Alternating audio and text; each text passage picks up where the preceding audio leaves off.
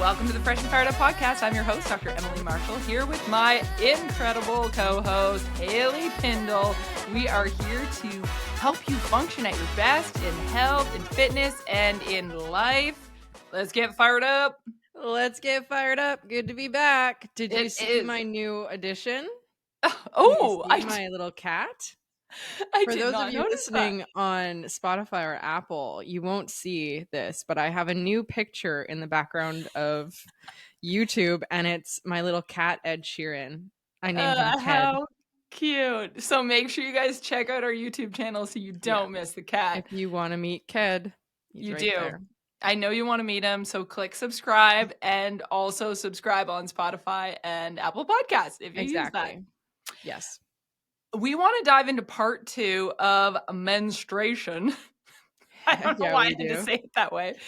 But we are back because we got so excited about the topic last week that we just shared all these amazing stories, and we didn't fully get into how to help you with managing some of your symptoms, as well as other big questions that can come up. So just as a quick recap, make sure you go back and listen to part 1 if you haven't yet. We do talk about menstrual health awareness, kind of just introing it, some of the symptoms related to and around PMS. I know it's one of those things that can be a touchy subject because it's like, hey, you're just PMSing. But seriously, there are symptoms that occur, and there's a huge impact from your hormones on your mood, your physical health, and then how you can feel, how heavy you're bleeding. We did touch on the topic of anovulation in young women and preparing your teenager, if you have one, or maybe you are a teenager yourself. Wherever you're at in your journey, whether you're helping another woman or you're getting help from this yourself, we just want to be here to support you through the process. We want to help you feel more comfortable during your menstrual cycle. We did touch a bit on POS and endometriosis and some of the symptoms around that.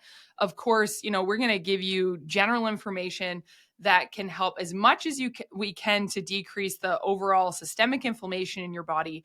But if you do have more extreme severe symptoms, then make sure you seek a healthcare professional for more detailed and individual approach to how you can get help in this area.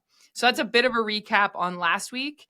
But what we do want to, and we started to touch on the dietary changes for managing symptoms, as well as exercise and physical therapy. So let's get into a little bit more on dietary. Haley, I've been talking a lot. Did you want to chime in, or do you want me to keep going? I was just waiting for a little gap for me to just go. I literally left no pauses for you. Scoot right in here. Dominate the conversation. Watch out. Yeah. So in terms of like dietary stuff, I feel like you just go back to the basics. One thing that I am not a huge fan of, and a lot of women do it, is fasting. It's just terrible. I just absolutely hate it. It just wreaks havoc on your nervous system. And in terms of women, like our hypothalamus, it's a little thing in our brain.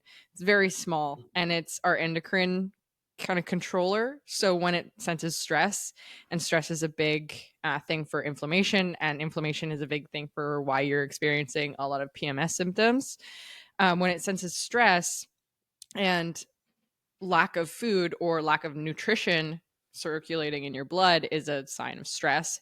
It can go into the quote unquote what everyone knows as survival kind of mode, which is very bad again for inflammation. So anyone out there, eat breakfast. I think that is a very simple thing that you can do and very tangible. Just have a higher protein, balanced breakfast rather than having coffee on an empty stomach and waiting till noon to eat something, because like I know it might not feel like it, but your body just absolutely hates it.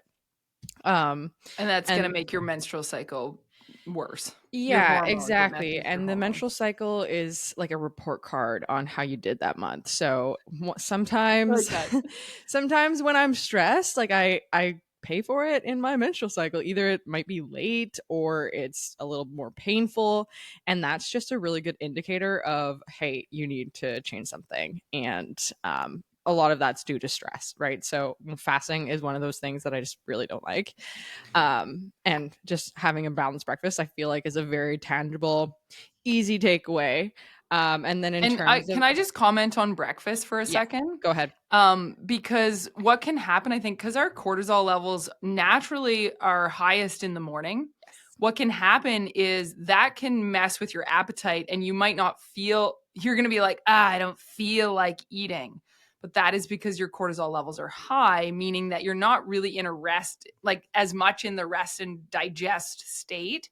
But even if you can just actually sit down to eat, like calm, don't eat in 2 seconds at the counter, kind of calm your nervous system a bit, leave yourself enough time in the morning to actually eat and properly digest your food. That's going to feel a lot better in your system too, just as a side note, because you are fighting a little bit of your natural daily, feeling. It's not always based on your feelings. Sometimes it can be, but I want to just throw that in for breakfast. The other thing I just wanted to comment on, so it doesn't sound hypocritical, when you're looking at fasting, make sure you ask yourself, what is your purpose in fasting? Because I agree with you, Haley. If your purpose is like you're looking for optimal health, you're looking to heal your gut or balance your hormones, then definitely fasting is not the way to do that for that specific purpose. You can fast. I just want to make this distinction because I know, like the last week's episode, I was talking about my faith, right? And we do fasting and prayer within our faith. And it's not always, sometimes it's food, but it's really fasting from, if you're looking at it from a standpoint of your own mental, emotional, and spiritual health, and you're looking to discipline yourself in some way, you might be fasting from food if food is like an addiction or something you need to discipline yourself in overcoming. But fasting can be, like I talked about, doing a social media fast. Fasting can be from anything, right? Anything that's kind of like wanting to break yourself out of an addictive cycle and create like discipline and consistency. That to me is different than you fasting it just because you want to lose weight really quickly or thinking that that's going to make your period better. So I just wanted to make that distinction for our listeners. Yeah. And I also want to acknowledge, like, fasting is good for your gut health. However, like, the extended fasts are not. So, Yes. like, you're naturally fasting when you sleep. So Right. I would honestly go only as far as like 12-hour fast. So like 7 p.m. to 7 a.m. That's good enough. Yeah. Like, you're reaping the benefits of the gut health without kind of extending that too far to where it becomes an issue, right? And I That think, makes sense. yeah, I think that's a very interesting topic that you brought up too, like fasting from your addiction, because I see this a lot too, where like food addiction and that kind of thing, it's hard because you have to balance it, rather than like if you're coming from an addiction of alcohol, like you cut cold turkey, you Right. never have to come into contact with it again if You you don't still need want to to. eat food to You still survive. need to eat Yes. food. So it's like, how do you balance that rather than like completely cut it off? Because at some Yes. point in your life, you're going to have to eat, or you're going to come into contact with Yeah. cake at a birthday party again, right? So I think Yeah, that and I that's think super. that would be like there's probably periods of healing, right? Where you're like, okay, I definitely am not an advocate for fasting altogether. Now, I've done that. I have Mhm. felt kind of called to overcome fears around fasting. So I've done a full week water salt fast. Yeah. It was very intense. And yeah, it's definitely not something I would do all the time, but I don't regret doing it. That being said, Mhm. I was very weak at the gym for like a month. So like muscularly, my body felt it, but it was more of like a overcoming a fear that I wanted to. We're kind of digressing, but yeah, no, I think there's so much psychology there. And when people are like, okay, I just want to work on fasting from, I don't know, chocolate, right?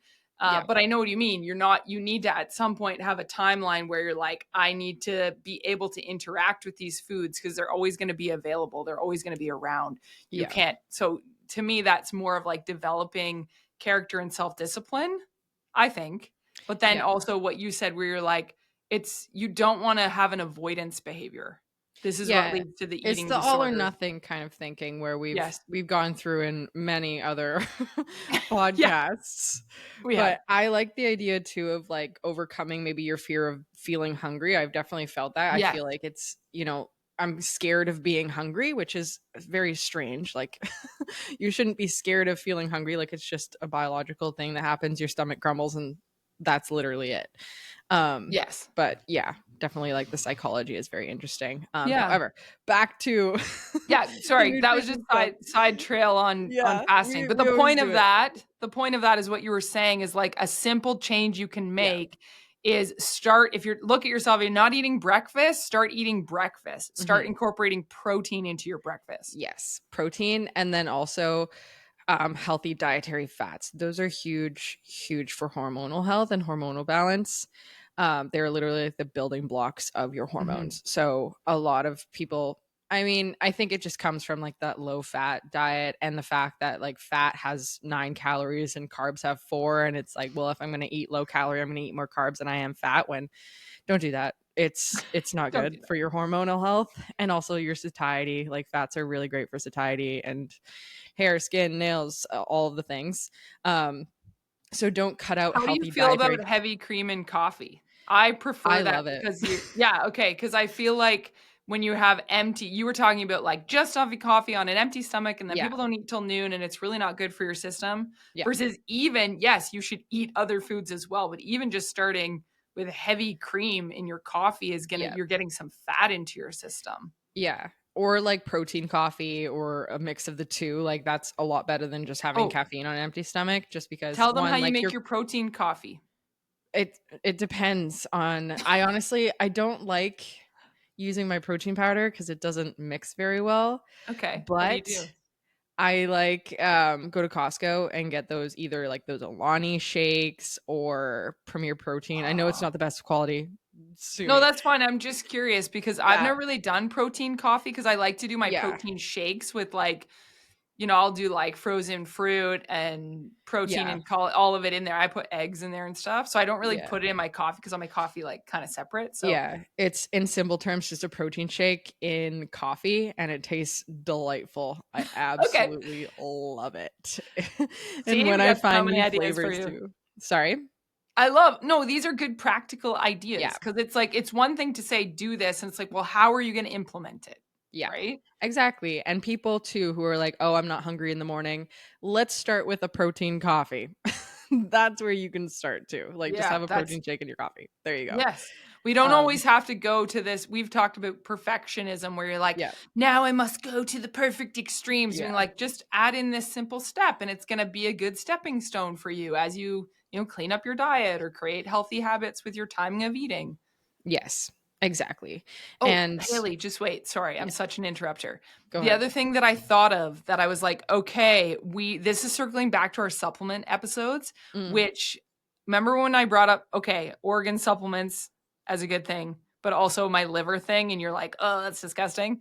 it is I disgusting. forgot to make a distinction. You don't have to go from eating no liver to eating like a steak size liver. You only need to get the health benefits. Just listen, you only need a piece of liver like the size of your thumbnail 5 times a week to get all those health benefits.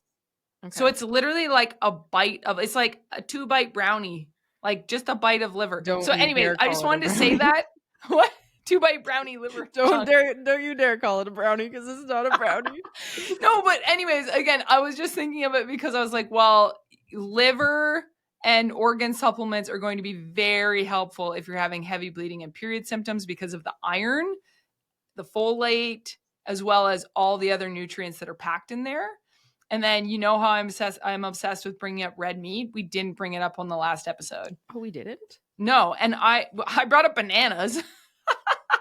But I didn't bring up red meat. And I was like, you have permission to eat red meat in the morning. I know you're not going to want to. The times that I actually eat like steak or burger with my breakfast, like making like fresh burger patty, I might have one left over and then I'll put like a slice of cheese with a couple eggs on top and it's actually delicious, even a drizzle of maple syrup.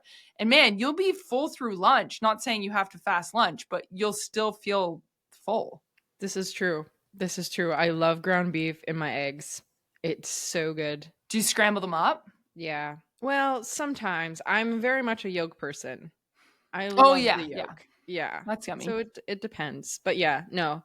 I'm so for that and definitely can attest to the like I'm full. Like Yeah. and I have no like food thoughts either. Like I don't think about food until like lunchtime where I'm like completely satiated. So it's Yeah. great. It is great. And I did ask this. I've asked this to so many younger women. I'm going to pick on teenagers again. It's like, how much red meat are you eating? And they're like, don't really like it. I do have some chicken. I'm such an impersonator. I love you. If you are younger than me and you're on this, I'm not making fun of you. I think you're very sweet and amazing. And I love you so much, which is why I'm acting like a mother right now and saying, like, you gotta add red meat in, girl. You just gotta. Yeah. Well, there's been this whole stipulation too, of red meat and how it's bad for you, and it's been demonized throughout the whole year. So now everyone's like, even when sometimes when I ask people, oh, yeah, like, what do you eat? Blah, blah, blah. They're like, oh, I try and limit red meat like it's some sort of bad thing, which is so crazy to me because it's so nutrient dense and like it's so good. Well, But we are okay. We are debunking this right now. Okay. We talked on previous episodes about individualized healthcare, which is important when it's like, what do you have going on? And then what specialist might you need to see? Or maybe it's just general health info, lifestyle type stuff that we're giving you, diet and exercise, lift your weights, eat your red meat. But what happens though is like people get confused with like, yes, there's individual healthcare you're going to need at times, but red meat is actually for all of the human species. It's not an individualized thing. Other than when we've talked about, it's like, obviously, if you have had like Dr. Teja, when we talked to her and she had her a bunch of her colon colitis, removed or yeah. her intestine removed and stuff, Mhm. right? Then you're going to be on a more specific diet because your body has gone through surgical procedures or Mhm. something on the extreme end, which is really like a way smaller percentage of people. Yeah. Yeah, but no, it's super nutrient dense, and I feel like people can get into like just having some big umbrella statement and plaster it on their own life, where then it's like, well, how about we do some same with the low fat diets. Like it was just, oh, I heard this Atkins and Weight Watchers and that's what I do to lose weight, and that's without kind of getting more into research. Obviously like science Yeah, is ever changing and stuff like that, but it's crazy the misinformation out in the world. I know. Yeah. I know. And I mean, I'm sure there's going to be times too where we look back where we're like, we learned more, we were off base or a new study came Yes. out. But I think what's happening is like there's studies and discovery of information and it kind of gets deeper and expands more as you go and it might Mhm. uncover something you didn't previously know. But if we overall look at the women who are really struggling with their menstrual cycle symptoms compared to not, there are lots of studies on women who are exercising and having red meats in their diet and Yeah. having more protein in their diet and having it throughout their day where their period symptoms are better than the women who are not doing those things. Yes, exactly. And then, like, obviously there's red meat, and then there's like fiber, obviously getting enough fiber. And I know that we talked about that in the last Oh yeah, we did. podcast, but that's also part of like estrogen detoxification, getting your fruits and veggies in. And there is definitely a too much fiber line where I see a lot Yeah. of, actually, ironically, this is a very niche kind of thing that I only deal with. But like my clients who don't have their cycles, usually their favorite food is vegetables. So they're Right. very much volume eaters, and there is a line in terms of like how much volume you can eat of vegetables where it becomes too much. It's going to make you Um sick. yeah, and like your digestion just can't handle it. Like their period is missing, and like fiber does have a negative effect if you eat too much of it on your estrogen levels, so there's a factor of that. But yeah, for the people who eat too much vegetables, like too much of a good thing can be a bad thing. So you Yeah. want to stay within the range of like 25 to 30 grams, but like anything over like 40, I feel like is kind of eccentric. But Yeah, that's way too much. I used to eat yeah. way too much when I had my hyperthyroid issues and when I Yeah. was having issues in gymnastics, I kept fainting. I'd faint Hmm. at gymnastics. I was obsessed with eating like those snap pea beans and like Mm. celery and all these Fibrous low veggies. Yeah. calorie, super vibrant. I ate a ton of spinach, kale, Yeah. let it like honestly, I don't eat almost any of that anymore. Yeah. It's very rare. Like I'll have cucumber. I peel my cucumbers. Like when I look back and I'm like, you need the fiber, but you need less than you think, Mm-hmm. more soluble fiber. And when you're really packing yourself with a ton of insoluble fiber, your gut is just like, what is happening? Like all the time. Yeah, and then you're bloated all the Yeah. time. And there's And ones then that are better choices than others. Like carrots are a really good choice. yeah. Sweet potatoes are really good choice. Like if you're just looking at like, should I pick white potato or sweet potato? Pick the sweet potato. There's more nutrients in it. Yeah, And there's exactly. less of like the nightshade vegetables, right? When we look at Mhm. like eggplant, white potato, tomatoes. I mean, I love tomatoes, they're tasty, but sometimes if you're having too much of them, they can have an inflammatory effect in your body. So those are things to look at Yeah. when we talk about it's a volume game. Like you said, it's like, you can have a half a tomato or you can have something that has like 6 tomatoes in it, and that's going to make your body more inflamed. So, Yeah, exactly. It's yeah. the all or nothing thing, and the same thing with the liver, right? Yeah, you Like, you don't don't need need that much, yeah, but you can overboard on it too, yeah, for yeah, sure. yeah, exactly. So No, that was good. Okay, so we we both had an awkward pause. We wanted you to know that we aren't perfect. We do have awkward pauses sometimes. yeah. But yeah, so really like think about implementing. No, don't think about. Just start implementing. You can do it. We believe in you. Implement the breakfast, implement the red meat as much as you can, even if it's small amounts to start and build yourself up to more that you feel you can handle. Eggs, these are good places to start. And I like to remind people of this fact that it's like this information feels general. And so therefore what's happening to you is you're like, "Oh, I'm heavy bleeding, I'm bloating, I'm cramping, I feel like junk." And you're telling me I need to just start walking outside and start lifting weights and start eating these foods you're recommending, and it seems like, really, that's it? Yes, that is it. It's not like here's this pill to fix this problem. Yeah, And it's going to exactly. take time. And the more extreme your symptoms are, the more you're going to need to be committed to the process. And it might take longer for your body to heal and your hormones to level out in a way that, like you said, giving your menstrual cycle each month is kind of giving you that report card.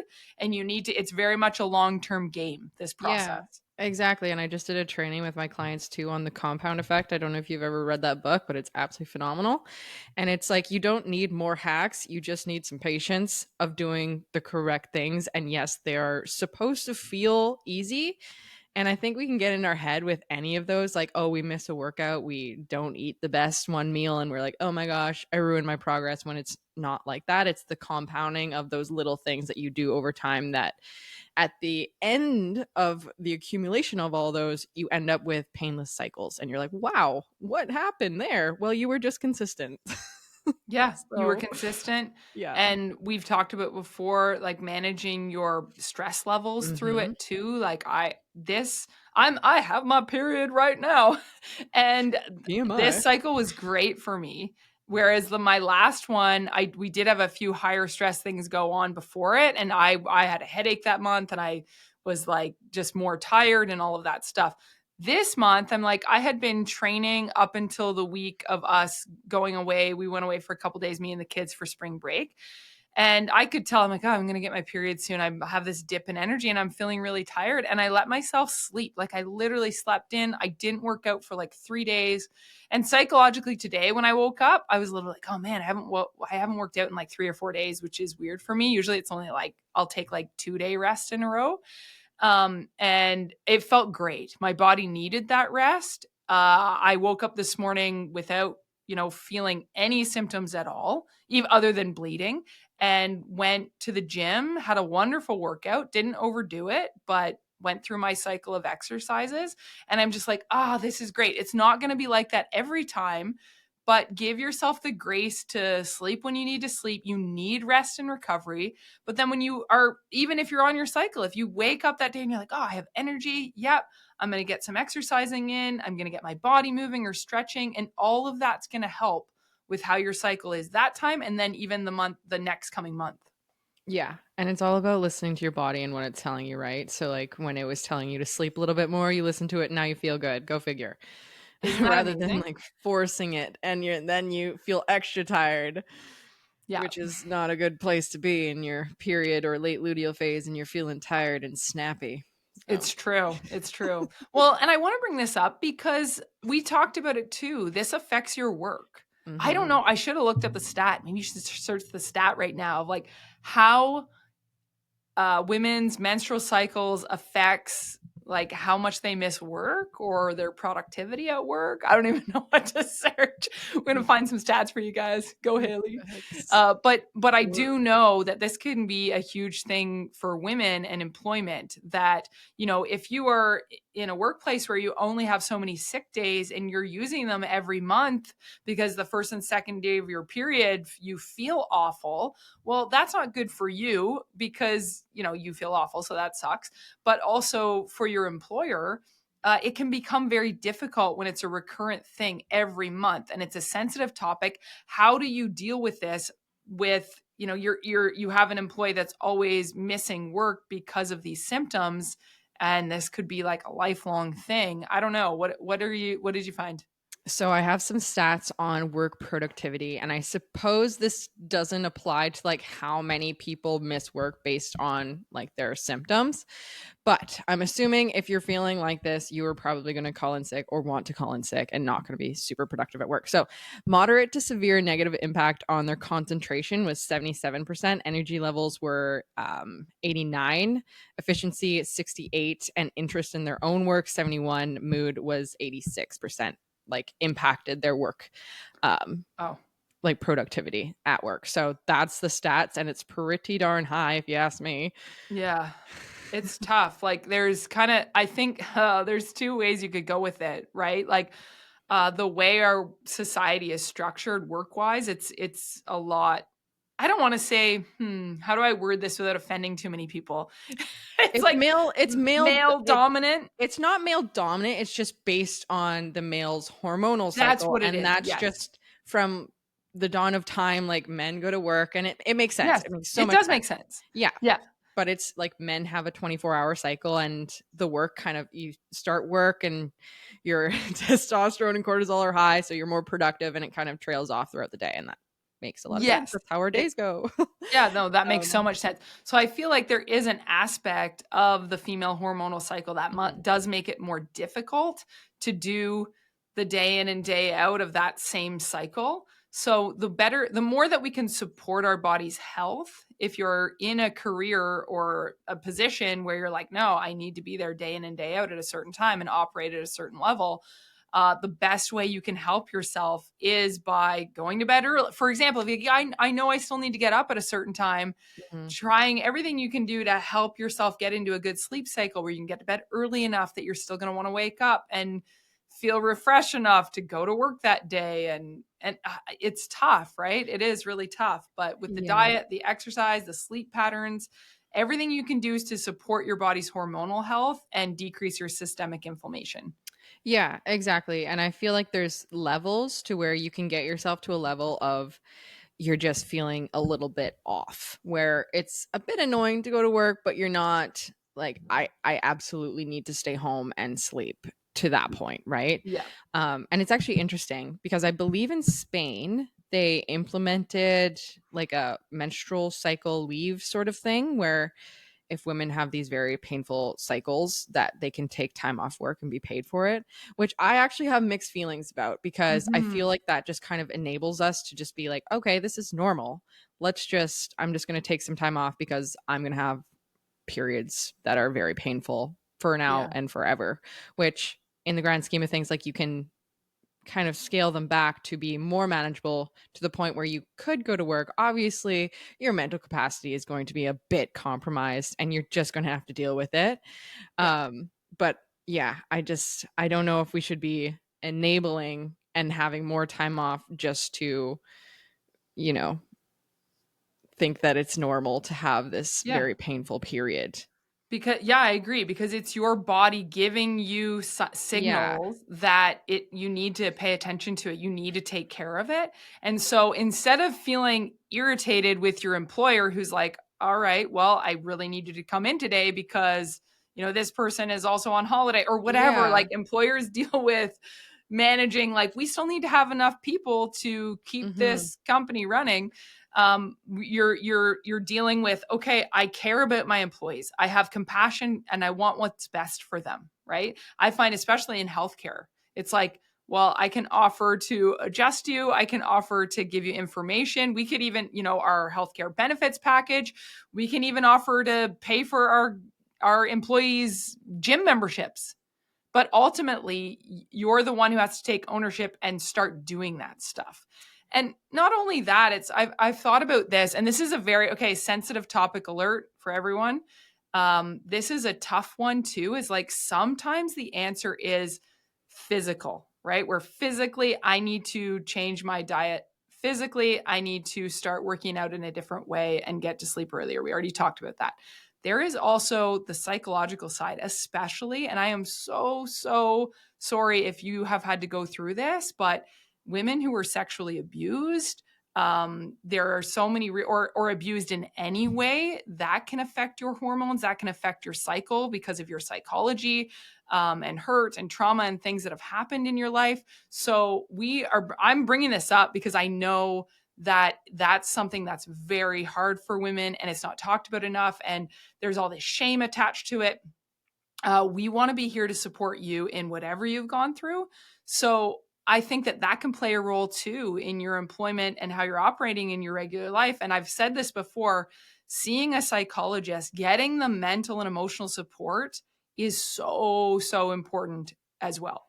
Yeah, exactly. Because like you're only as healthy as your mind allows you to be. So if your nervous system is super dysregulated because of this very traumatic and unfortunate series of events that happen, then like you're gonna have to do something about it, right? Rather Yeah, than living in just, oh, I'm just gonna have a bunch of trauma responses every time this happens. Like help yourself. Like you have to mm-hmm. actually reach out for support. And I know that it's very touchy and it's like there's a lot of shame, and I totally get that. But like just taking that one very uncomfortable step forward can literally change your life, Totally. right? So And this is why I wanted to bring it up, because Haley and I are safe people for you in the sense of I've had women open up to me about mhm, these types of issues and I have seen their healing journey through it. And sometimes sometimes you can bring it up with a friend, but sometimes you can't. Like mhm. sometimes it needs to be someone outside your circle that you are just like, hey, this happened to me, or this is what I'm going through. And now my hormones are all dysregulated and things are really tough. We are here for you because it's hard. It is. Yeah, exactly. And I think that's also something that's not really talked about in terms of the workspace. And I totally get it. Like I feel like everyone kind of keeps in themselves and no one really gets super deep. Like you go to work and it's Right. work time, right? So Yeah, it's a your professional personal life, environment. yeah, your personal life can be it does affect your work, but it's kind of separate. So you try and keep it separate, but it also kind of is a very odd balancing act of how much do you share and how much do you just keep to yourself. But when you keep to yourself, like no one knows what's going on and you're all kinds of like you're missing work and all this stuff. So Yeah. it's difficult. It is. And I think employers, like I know my husband and I with our clinic, we really put a lot of effort in trying to Mhm. cultivate a good culture where it's like, hey, if you have something to vent or you're going through something, like let's talk about it right away in a comfortable environment. Sometimes that's one on one, sometimes it's the team like supporting each other. But we do that at the start of the day. And then it's like, it's time to move on, right? Like, Culture we're is getting this out, everything. but here's what we're going to do: support each other throughout the day as best that we can, because we know we're all here for the purpose of making the patient's experience best and making it about them and not us. So how can we as a team, almost like a sports team, right, where you like kind of Yeah. band together, and some days a player's more injured or the other player's more injured or this one's feeling better. I think the biggest thing is to realize that it's okay to kind of share that weight within a team Mhm. if you can create a good culture. But at the same time, if the same player is always the problem, the players who are doing a good job day in and day out can get tired of that. Yep. So it's definitely this delicate juggling act. Yeah, and like culture like you mentioned is everything. And that's something that I'm trying to focus on. Like I just made my first hire in terms of my own business besides Alexis. Yes, we But love you, like Alexis. We You're love amazing. you if you're watching this. I miss you. She's awesome. And my setter, so she's kind of in my DMs, is pregnant. So we're trying to work around that. And I want to be as, like however this needs to happen, like it can happen. We're a team. This is not like a corporate world where like I'm above you because I own this business. Like we're a team. I don't know. I have problems too. So it's like, yes, the culture where people can open up and just be open and vulnerable about what they're going through, because that does affect how they show up at work, is literally game changing. And I love that this is kind of the new way of the world. I feel like the corporate ladder and the way of business before, it's very separate, where it's like you show up to work, you're a number, go to your cubicle, and that's that. just live in Where your cuticle. yeah, but that's also a good thing about like small businesses, right? Like you and John, and like it's so much better if you're not a number and there's only this little family and you guys are like, Yes. Community. It's so much better. Off I topic, but agree. Did you hear what I said though? I repeated your word back wrong. I think I said cuticle, not cubicle. Oh, cuticle, like we're getting our nails done. Oh, we're just here. That's a good thing. Self-love, if you're ever experiencing like you're down bad with PMS, like go get your cuticles Go cut. get your nails done. Oh, we love you guys. You're amazing. Yeah. If you have any other questions about this topic, or do you have any other major questions that come up for you, or consistent questions that we haven't touched on, Haley? I should say that first. In terms of PMS, it's just like the symptoms. So like spotting, heavy cramping, heavy periods, and it does come down to your ratios of progesterone. And I feel like progesterone can be a bit of the forgotten hormone, but it's very, very important in terms of like chilling out. It's your chill hormone. And so if you have too much estrogen, not enough progesterone, you can have some spotting. So I feel like too, if you guys just dive deeper into your cycle and what it's telling you, it says so much about your health. And that is actually a great superpower that I love about women, is like we have this very tangible thing that is telling us what is wrong. In men, it's like it's different because like you don't know, like you're not getting much feedback other than maybe how you're feeling, rather than like we have this cycle, and if you're spotting, your progesterone is likely low. If your cycle is short, your progesterone is likely low. If you're having heavy periods, your estrogen is out of whack. And like you have these very tangible things that if you know what's going on, it can give you great biofeedback on what to do next and give you your next step. So if you take anything away from this podcast, it's to educate yourself about your own womanly body, because it's so smart and it's telling you exactly what you need to know. You just need to listen to it. Oh, that was good. Yeah. That was a good way to wrap up. Thank Ending you, this Haley. off on a good note. Mic has been dropped. Sometimes I'm smart. You are. Oh, we appreciate you so much. And we just want to help women in all areas of health, but specifically with these 2 episodes with menstrual health. And so please share this episode with other women, and let's get the questions rolling. If there's anything else that comes up for you out of these, please send us your questions and we'll make sure that we address them on future episodes. Click the subscribe button, leave us a rating and review. And in the meantime, be free, feel fresh, and live on fire. That was freaking fantabulous.